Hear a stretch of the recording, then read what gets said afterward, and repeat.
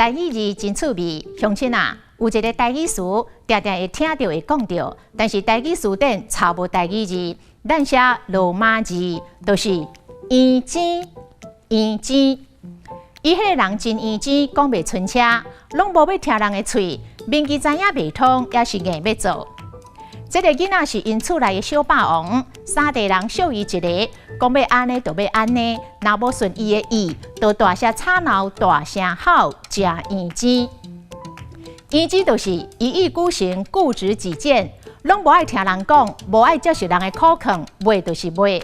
所以圆尖的汉字是毋是会当安尼写咧？圆尖，这尖就是钱仔，有茶的茶尖，有铁的铁尖。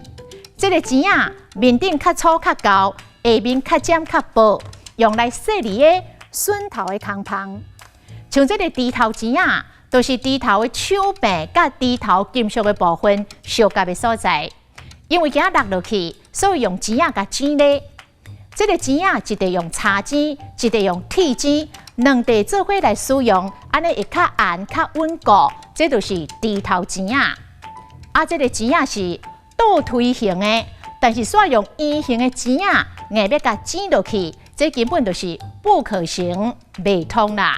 也就是讲，明明都唔对，明明大家都无认同，也是硬要做，不可理喻，独断独行。台语就是圆尖，汉字是毋是会当安尼写圆尖？这会使去讨论。今仔日的台语字圆尖实在真趣味。